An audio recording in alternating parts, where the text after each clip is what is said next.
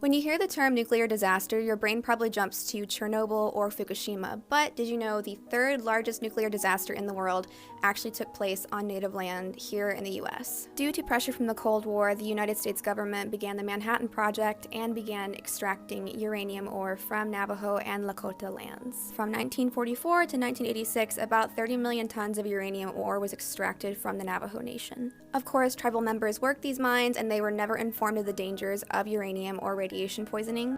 And in 1951, the US government began using the Navajo miners without their informed consent in experiments to figure out the long-term effects of radiation exposure. When uranium is mined, the leftover radioactive wastewater is kept in these radioactive pools. One of the dams containing this radioactive wastewater was observed to have cracks forming in 1977, but nothing was done about it. So in 1979, the dam collapsed. The dam released 1,100 tons of radioactive rock and sludge and 95 million gallons of radioactive wastewater into the Puerco River. And remember, this is on occupied tribal land, where people rely on this river as a water source. Indian Health Services did issue a warning that the water was unsafe to drink, but with no other options, as running water wasn't really a common thing in the Navajo Nation back then, families and livestock did have to drink from the Puerco River. This spill received little to no coverage, despite releasing more than 3 times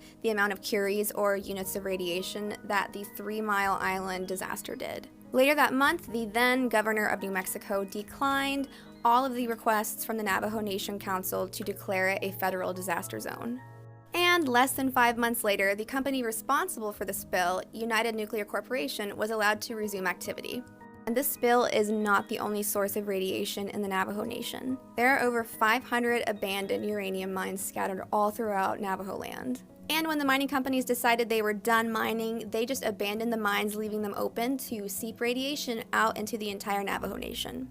Since the mines opened, cancer rates have exploded in the Navajo Nation, as well as kidney failure and several other problems caused by radiation exposure. Babies being born today are showing elevated radiation levels.